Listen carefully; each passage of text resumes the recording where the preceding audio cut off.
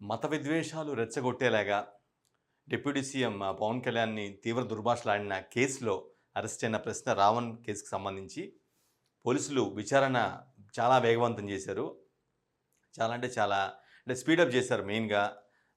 ఏంటి అంటే విచారణలో భాగంగా ఏమేంటి ఇప్పటికే అతని మీద ఉపా కేసు అంటే UAPA UAPA case the unlawful activities preventive act. అంటే చట్ట వ్యతిరేక చర్యలని నియంత్రించే లేదంటేనో కండెమ్ చేసే ఒక యాక్ట్ చట్టం. ఉప యాక్ట్ చాలా పవర్‌ఫుల్. అంటే దేశద్రోహం కిందకి ఆల్మోస్ట్ దేశద్రోహం కిందకే వచ్చినట్టు. సో, ఆ కేసు ఆల్రెడీ నమోదైపోయింది. అవి కాకుండా విచారణలో కొన్ని విషయాలు బయటకొచ్చాయి. ఆ విషయాలేంటో బయట రాకముందు రీసెంట్‌గా అంటే అతను మాట్లాడింది. ఈవెన్ పోలీస్ కస్టడీలో ఉన్న అతను ఒక 2 బయట్లు అంటే సెల్ఫీ వీడియోల టైప్‌లో మాట్లాడడం 2 బయటకొచ్చాయి. ఆ వీడియోలు చూద్దాం. ఒకసారి విందాం. సో, ఆ కేసు ఎంత సివియారిటీ ఉంది, ఏపీ ప్రభుత్వం ఎంత స్ట్రాంగ్‌గా తీసుకుందనే విషయం మనందరికి తెలిసిందే. ప్రశ్న రావణ్ ఏం మాట్లాడాడు, హిందూ మతం గురించి, సనాతన ధర్మం గురించి ఏం మాట్లాడాడు, పవన్ కళ్యాణ్ గురించి ఏ విధంగా మాట్లాడాడు, ఎంత దుర్భాషలాడాడు, ఇవన్నీ కూడా ఆల్రెడీ ఆహ్, ప్రే సోషల్ మీడియాలో వైరల్ అయిపోయి, ప్లే అయినాయి. అతని వీడియోలు అవన్నీ కూడా పోలీసులు కేసు విచారణలో భాగంగా అవన్నీ కూడా దగ్గర పెట్టుకున్నారు. అంటే ఒక మతంపై విద్వేషం రెచ్చగొట్టేలాగా ఒక మెజారిటీ పీపుల్ ఆరాధించే ఒక మతాన్ని చాలా దుర్భాషలాడే విధంగా మాట్లాడడానికి దానికి తగ్గట్టుగా అవన్నీ కూడా వాళ్ళు పోలీసులు విచారణలో భాగంగా అవన్నీ రెడీ చేసి పెట్టుకున్నారు. సో, అవన్నీ ఒక ఎత్తు. ఈ పోలీస్ కస్టడీలో ఉండగానే అతను కొన్ని మాటలు మాట్లాడాడు. ఒకసారి విందాం అది. తర్వాత ఈ పాయింట్స్ గురించి డిస్కస్ చేద్దాం. నా గొంతు నొక్కే ప్రయత్నం చేస్తున్నారు. కానీ మీకు అర్థం కావాల్సింది ఏంటంటే, మీరు చంపితే నేను ఒక్కడనే చచ్చిపోతా. ప్రశ్నించే వాళ్ళు ఎవరు చావరు. గొంతు నొక్కే ప్రయత్నం అంట. ఆ గొంతే చేసి ఇదంతా చేసింది ఇప్పుడు ఆ చాట్‌లో. ఇష్టం వచ్చినట్టుగా ఆ గొంతు మాట్లాడడం వల్లే కదా ఇదంతా జరిగింది. సో, ఇష్టానుసారం నీ గొంతు ఉంది. నువ్వు చదువుకున్న వ్యక్తివి, ఎడ్యుకేటెడ్, అన్ని అంశాల మీద అవగాహన ఉన్నప్పుడు కాస్తంత మర్యాదగా, పద్ధతిగా అంటే జనం మధ్య సొసైటీలో కొంత విద్వేషాలు రెచ్చగొట్టేలాగా ఉండకుండా ఆ గొంతుని కంట్రోల్ చేసుకొని ఉంటే ఇంతవరకు వచ్చుండేది కాదు కదా! గొంతును నొక్కే ప్రయత్నం చేస్తున్నారనే మాట మాట్లాడుతున్నాడు ప్రశ్న. మీరు రావణ గాడిని మాత్రమే చంపగలరు, ప్రశ్నను చంపలేరు. గుర్తుపెట్టుకోండి. రెండో విషయం, రావణ్‌ని చంపాలని అయితే చాలామంది అనుకుంటున్నారు కానీ చంపరు. అంత ఈజీ కాదు. ఎందుకంటే అతను చేసిన యాక్టివిటీస్ ఏవైతే ఉన్నాయో అవి కేసు విచారణ ద్వారా పడాల్సిన శిక్ష పడాలనే ప్రయత్నం చేస్తూ ఉన్నారు. చంపే ప్రయత్నం అయితే చేయరు, నో డౌట్. ఇంత భయపడుతున్నారా? ఇంత భయపడుతున్నారా? మీకు అర్థమవుతుందా? ఒక 500 మంది పోలీస్ ఫోర్సు ప్రతిరోజు నా కోసం ప్రజా సమస్యలు, పబ్లిక్ అన్నీ వదిలేసి ఎందుకు ఉంటున్నారంటే 500 మంది నేను ఎవరైనా చంపుతారో అని చెప్పేసి. అంటే నువ్వు చేసిన చేష్టలు చాలా ఉన్నాయి కదా, చాలా పెద్ద ఎత్తున మాట్లాడావు కదా, అడ్డగోలుగా మాట్లాడావు కదా. సో, అవి యాక్టివిటీస్ అనేవి జనాలు పగతో రేగున్నారు. కొంతమంది బలమైన హిందుత్వాదులు అడ్డగోలుగా పవన్ ఫ్యాన్స్ కొంతమంది ఉన్నారు కదా, వాళ్ళు ఏడ చంపేస్తారో అని చెప్పేసి నిన్ను సేఫ్టీగా ఉండటం కోసం, నేను ప్రొటెక్షన్ ఇవ్వడం కోసం 500 మంది ఉన్నమాట వాస్తవం. అంతేగాని నువ్వు చెప్పినట్టుగా అన్నపానీయాలు మానేసి అయితే నీ కోసం ఉండట్లేదు వాళ్ళు. టైంకి తింటారు, నో డౌట్. కాకపోతే ఏంటంటే నిన్ను కాపాడే ప్రయత్నంలో భాగంగా 500 మంది, అంటే 500 మంది ఉన్నారో లేదో తెలీదు గానీ, మొత్తానికి నిన్ను కాపాడటం కోసం, నీ మీద ఏకవాలకుండా చేయడం కోసం. ఎందుకంటే ఎవరైతే పగతో రగిలిపోతున్నారో నువ్వు చేసిన వ్యాఖ్యలకి, నువ్వు పెట్టిన మంటకి, వాళ్ళు చంపకుండా నిన్ను కాపాడుతున్నారు. నా కోసం వాళ్ళు అహర్నిశలు తిండి తిప్పలో లేకుండా తిరుగుతున్నారు. ఎస్పీ క్యాడర్ దగ్గర నుంచి కానిస్టేబుల్ క్యాడర్ దాకా ప్రతి ఒక్కరు నాకు సెక్యూరిటీ ఇచ్చుకుంటూ తిరుగుతున్నారు. ఇదే ఆంధ్రప్రదేశ్. సుగాలి ప్రీతిని పాపను చంపితే ఈ రోజుకి ఆ హంతకుడిని పట్టుకున్నోడు లేడు. ఈ రోజుకి నా కేసు అంత ఇంపార్టెంటా? ఇది కేసు. సుగాలి ప్రీతి కేసు ఖచ్చితంగా ఇంపార్టెంటే. ఎవరైతే అంత అంత అంత దారుణంగా ఆ అమ్మాయిని అత్యాచారం చేసి, ఆ అమ్మాయి యూటరస్ మొత్తం కూడా సెమిన్‌తో నిండిపోయేలా చేసిన వెధవలో వేస్ట్ గాన్ని ఎలాగో పట్టుకుంటారు. మేబీ నువ్వు అన్నట్టుగానే ప్రాబబ్లీ డిలే అయిన మాట వాస్తవే. ఖచ్చితంగా డిలే అయింది. అది డిలే అవ్వకూడదు, ముందుగానే ఫినిష్ అవ్వాలి. ఆ ఇన్సిడెంట్ ఎప్పుడు జరిగిందో కూడా మనకు తెలిసిందే. 2019, 2024 మధ్య జరిగినట్టు ఇన్సిడెంట్. సరే, అప్పుడు ఆ సమయంలో ఆయనకు పవన్ కళ్యాణ్ వెళ్లి కలిసి ప్రామిస్ చేసి నీకు న్యాయం చేస్తానమ్మా, దోషులను పట్టుకుంటా అని చెప్పి హామీ ఇచ్చిన మాట కూడా వాస్తవమే. అది డిలే అయిపోయిందని, దాన్ని పట్టించుకోవట్లేదని మేబీ ఆమె పోరాటం ఆమె చేసి ఉండొచ్చు.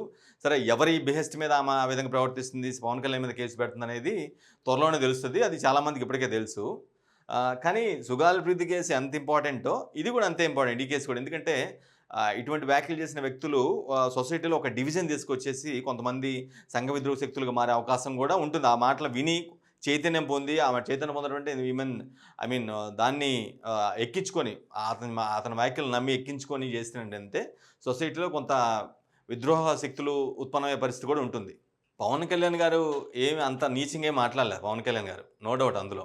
ఆయన ఏమన్నారంటే ఎవరైతే రిపీటెడ్‌గా వైసీపీ నుంచి హెరాస్ చేస్తున్నారో, ఇబ్బంది పెడుతున్నారో, చాలా దారుణంగా అంటున్నారో, అప్పుడు 1, 2 సార్లు కొడకల్లారా అన్న మాట చెప్పుతో కొడతానమాట వాస్తవమే. అంతకు మించి ఆయన వేరే ఎక్స్‌టెంట్‌కి ఎప్పుడు కూడా వెళ్ళలేదు. అది కూడా రిపీటెడ్‌గా భరించి తట్టుకోలేక దత్తపుత్రుడు అంటూ అది ఈ మాటలు అంటున్నారని చెప్పేసి చాలా సార్లు అన్న నేపథ్యంలో అతను ఆ విధంగా చెప్పు చూపించి కొట్టడం గానీ, కొడకలారా అనే మాట అంటమాట వాస్తవం. అంతకంటే ఆ విషయానికి వచ్చినట్లయితే పవన్ కళ్యాణ్‌ని చాలామంది అత్యంత హీనంగా తిట్టారు. దారుణం అంటే దారుణం. తల్లి వాళ్ళ మదర్‌ని వదిలిపెట్టలేదు, వాళ్ళ పిల్లల్ని వదిలిపెట్టలేదు, వాళ్ళ భార్యని వదిలిపెట్టలేదు. చాలా అంటే చాలా దారుణంగా, హీనంగా అసలు మనుషులు అనే విషయాన్ని మర్చిపోయి తిట్టారు ఆయన పవన్ కళ్యాణ్‌ని. అయినా కూడా అవన్నీ సహించాడు అది. I'm not defending here anyone but I'm telling what happened. Sir, Sugali Preethi తల్లి ఇంకా ఈ రోజు కూడా పార్వతి గారు ఈ రోజు కూడా ఆవిడ శారీరకంగా వికలాంగురాలు అవ్వచ్చేమో, కాదు. మీ ప్రభుత్వాన్ని ప్రశ్నిస్తుంది. ఎందుకు? ఆడిని పట్టుకోండి, ఆ హంతకుణ్ణి పట్టుకోండి, ఆడపిల్లని చెరిచినోడిని పట్టుకోండి, నన్ను కాదు. ఆడపిల్లల్ని చెరిచినోడిని పట్టుకోవాలి, నీలాంటి వాళ్ళు కూడా పట్టుకోవాలి. ఎందుకంటే ఆ మాటలు ఒకసారి నువ్వు నీ భావజాలాన్ని బలంగా మనసులో పెట్టేసుకొని యాంటీ హిందూగా, యాంటీ సనాతన ధర్మానికి భయపెడుతూ నువ్వు క్రిస్టియన్ అయి ఉండొచ్చు. కానీ పక్క మతాన్ని అంటే మన కంట్రీ నేచరే అది కదా. మనం యూనిటీ డైవర్సిటీ కదా. మనం భిన్నత్వంలో ఏకత్వం అనేది మనం ఫాలో అవుతూ ఉంటాం కాబట్టి దాన్ని ఫాలో అవుతూ మత విద్వేషాలు రెచ్చగొట్టకుండా ఒకరినొకరు, ఒక మతాన్ని ఒక కులాన్ని ఒకరిని గౌరవించుకుంటూ ముందుకు సాగాలి. కానీ అట్లా నువ్వు చేయలేదు కదా. అడ్డగోలుగా ఎట్లా పడితే అట్లా మాట్లాడారు కదా బూతులు. అవి వింటే పురాణాలని నువ్వు తప్పుపట్టావు, అత్యంత హీనంగా మాట్లాడు పురాణాలను కూడా, వాటికి కూడా రంకు సంవాదాలు అంటగట్టేలాగా మాట్లాడావు. చాలా అంటే చాలా నీచంగా మాట్లాడావు కదా. మరి ఎట్లా ఎవరు మాత్రం భరిస్తారు చెప్పండి. సో మీరు ప్రశ్న రావణ్ అనే వ్యక్తి మీరు చూస్తే మీ మాటలు తీరు కానీ మీ కాన్ఫిడెన్స్ చూస్తే చదువుకున్న వ్యక్తిలాగా ఉన్నారు, నో డౌట్. చాలా ఫోర్స్ఫుల్గానే జీవితం పట్ల మంచి ఆశ ఉన్న వ్యక్తులానే ఉన్నారు. కానీ అటువంటి వ్యక్తి చేయాల్సిన పనులు చేయలేదు కదా మీరు. అదే కదా ఇక్కడ వచ్చిన సమస్య అంతా కూడా. ఎనీవేస్, మళ్ళీ చెప్తున్నా, ఆంధ్రప్రదేశ్ ప్రజలారా, ఈ ప్రభుత్వం నన్ను ఖచ్చితంగా చంపడానికి ప్రయత్నిస్తుంది. నన్ను రావణ్ అనేవాడి గొంతు నొక్కటానికి, నన్ను చంపడానికి ప్రయత్నిస్తుంది రాష్ట్ర ప్రభుత్వం. చంపడానికి ప్రయత్నిస్తుంది అనేది మాత్రం అబద్ధం. చంపేందుకు చాలా మంది ప్రయత్నిస్తున్నారనే నిజం. ఎంతమంది కాదు, వేలల్లో ఉన్నారు, లక్షల్లో ఉన్నారు. ఇతను చంపాలి, ఇతను బతకూడదని వేలాది మంది లక్షల్లో ఉన్నారు. కానీ ప్రభుత్వం ఏం అనుకోవట్లేదు. ప్రభుత్వం నువ్వు చేసిన మాటలు, నువ్వు అన్న మాటలు అవన్నీ కూడా సాక్ష్యాలుగా పెట్టుకొని కోర్టు ద్వారా న్యాయ విచారణ ద్వారా ఉపా కేసు ఏదో పెట్టారు కదా, the unlawful activities prevent act అని ఏదైతే ఉందో అది ఆ యాక్ట్ పెట్టేశారు. చాలా బలమైన యాక్ట్ అది. అది అంత ఈజీ యాక్ట్ కాదు కాబట్టి ఇంకా అది నీకు సమాధానం చెప్పుద్ది. ఎందుకంటే ఆ యాక్ట్ పెట్టినంత మాత్రాన వీళ్ళు సాక్ష్యాలు అవన్నీ ప్రూఫ్స్ మొత్తం మళ్ళీ కోర్టుకు ప్రజెంట్ చేయకుండా ఉంటే అది కేసు వీగిపోద్ది. వాళ్ళు ఆ కేసు పెట్టారు అంతవరకు ఓకే. దానికి సంబంధించి అవన్నీ కూడా క్రోడీకరించుకుంటున్నారు. అన్ని సాక్ష్యాలు, ఎవిడెన్సెస్, ఏం మాట్లాడాడు, ఎవరి గురించి ఏం మాట్లాడాడు, ఏ ధర్మం గురించి ఏ విధంగా మాట్లాడాడు, ఎంత హీనంగా మాట్లాడాడు, అవన్నీ కూడా పోలీసులు దగ్గర పెట్టుకున్నారు. అవన్నీ కోర్టు ప్రాసెస్లో భాగంగా, విచారణలో భాగంగా, న్యాయ ప్రక్రియలో భాగంగా అవన్నీ కోర్టు ముందు పెడతారు. సో దట్ జడ్జి డిసైడ్ చేస్తారు. నేను చచ్చిపోతే ఈ ప్రశ్నలు ఇక్కడ ఆగకూడదు. మళ్ళీ చెప్తున్నా, రావణ్ గారు చచ్చిపోతే ఈ ప్రశ్నలు ఇక్కడికి ఆగకూడదు. ప్రశ్న కంటిన్యూ అవుతానే ఉండాలా. అలాంటి ప్రశ్నలు ఎవరు అంత నీచంగా అలాంటి ప్రశ్నలు అయితే ఎవరు వేయరులే. కానీ నువ్వు చావాలని చాలామంది కోరుకుంటున్నారు. కానీ ప్రభుత్వం కానీ లేదంటే వాళ్ళు కానీ కోరుకోవట్లేదు. వాళ్ళు న్యాయ ప్రక్రియ పరంగా ఏం చేయాలో అది చేయాలనుకుంటున్నారు. అంటే నువ్వు నీ గొంతుకు పోయినంత మాత్రం వేరే వాళ్ళ గొంతులు స్పందించవు, వేరే వాళ్ళ గొంతుకులు మాట్లాడరు అనే అనుకోవద్దు. ఖచ్చితంగా మాట్లాడతారు. ఎవడో తప్పు అనిపిస్తే ఎవడైనా సరే మాట్లాడతాడు, అది నో డౌట్. ఇప్పుడు నువ్వు వ్యతిరేకంగా బలంగా ఒక మనసులో ఏదో విద్వేషాన్ని పెట్టుకుని, ఒక మతం మీద విద్వేషం పెట్టుకుని మాట్లాడిన తర్వాత అఫ్కోర్స్ నిన్ను సపోర్ట్ చేసే వాళ్ళు కూడా చాలామంది ఉన్నారు, అది వేరే విషయం. అది మరి వాళ్ళ విజ్ఞతకి వదిలేయాలి. ఇంట్లో ఈ విధంగా ఒక మెజారిటీ సొసైటీలో ఉన్న ఒక పెద్ద దేశవ్యాప్తంగా ఆరాధించే ఒక మతాన్ని, సనాతన ధర్మాన్ని అంత హీనంగా, నీచంగా, పురాణాలను తప్పు పడితేలా, శ్రీరాములు వారిని, సీతను కూడా తప్పు పట్టేలాగా అడ్డగోలుగా మాట్లాడినటువంటి నువ్వు ఇటువంటి మాటలు మాట్లాడి చాలా నేను గొప్ప అల్లూరి సీతారామరాజుని లేదంటే నేను పెద్ద ఫ్రీడమ్ ఫైటర్ అన్నట్టుగా మాట్లాడితే జనాలు రిసీవ్ చేసుకోరు కదా. రిసీవ్ చేసుకోరు కాబట్టే ఇప్పుడు నీ మీద ఉపా కేసు కానీ అన్నీ చాలా కేసులు పెట్టారు. అవన్నీ కూడా వాటన్నిటిని కూడా ఇన్వెస్టిగేట్ చేసి నీకు కఠిన శిక్ష పడేలా ప్రయత్నిస్తూ ఉన్నారు. మీరు ప్రశ్నించాలా? నా దళిత అన్నలో చెల్లెళ్ళకి, నా ముస్లిం అన్నలకి చెల్లెలకి చెప్తున్నా, మీరు ప్రశ్నించాలా. నేను చచ్చిపోతే మీరే ప్రశ్నించాలా. ఇక్కడ కూడా చూసారా, క్రైస్తవులు ముస్లింలు అన్నాడు కానీ హిందువుల గురించి మాట్లాడాలి. ఎందుకంటే హిందువుల్ని పూర్తిగా వ్యతిరేకిస్తున్నాడు కదా అతను. ఎలా మాట్లాడతాడు? సరే, నీకు ఏమాత్రం you don't have an iota of remorse, contrition, నీకు పశ్చాత్తాపం ఇంత కూడా లేదు, ఇప్పటికీ లేదు. నువ్వు ముస్లింలు అన్న అక్క జిల్లు అంటున్నారు, క్రైస్తవులు అక్క జిల్లు అంటున్నావు, కానీ హిందువుల గురించి కూడా మాట్లాడలేదు, ఇప్పటికీ మాట్లాడలేదు. నీ నేచర్ అంతే ఉంది. కంప్లీట్గా తప్పు పట్టేలాగా హిందూ మతాన్ని కానీ సనాతన ధర్మాన్ని కానీ అంతా చాలా వ్యతిరేకించేలాగా మాట్లాడుతున్నావు. అందుకే నీకు ఈ పరిస్థితి వచ్చింది.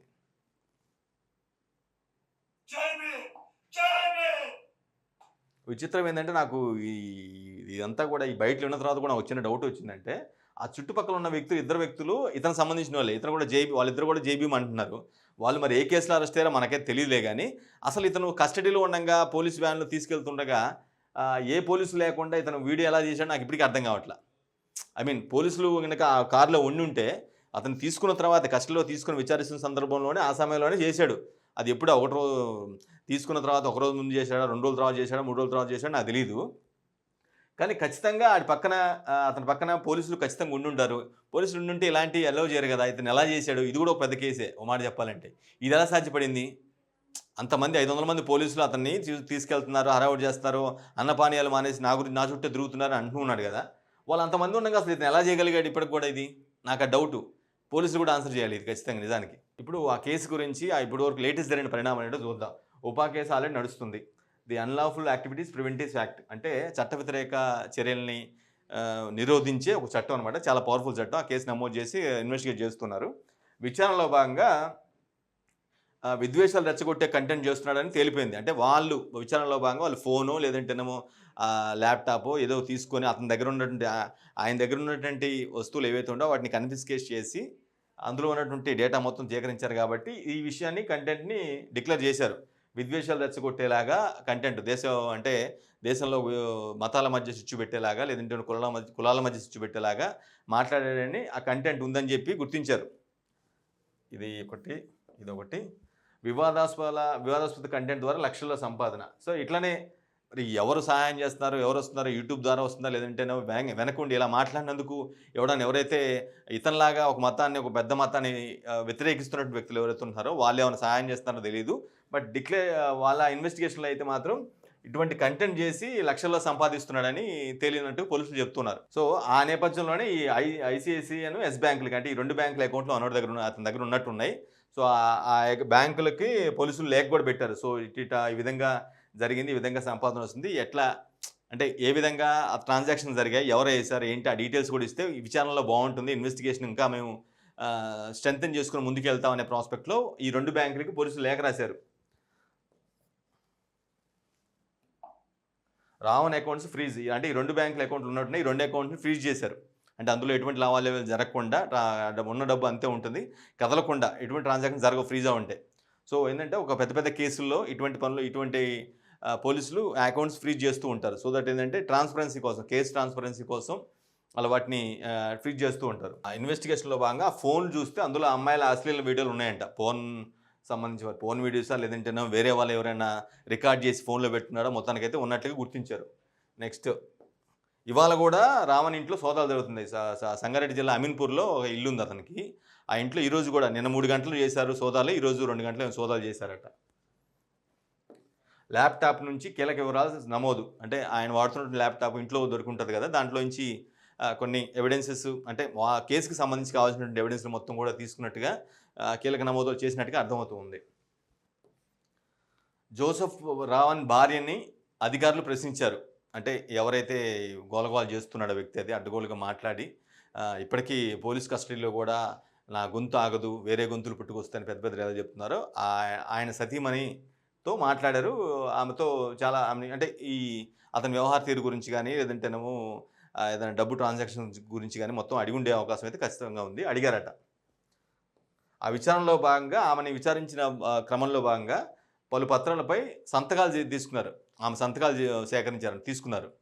అంటే వాళ్ళకు కూడా ఒక ఐడెంటిఫికేషన్ ఉండాలి కదా, మేము ఈ విధంగా ప్రశ్నించాము, మాట్లాడాము, ఇంత ఇన్ఫర్మేషన్ తీసుకున్నాము, కొన్ని డాక్యుమెంట్ల మీద ఆమె చెప్పినట్టుగా కన్ఫెస్ చేస్తున్నట్టుగా మేము సంతకాలు కూడా తీసుకున్నాము అని చెప్తున్నారు.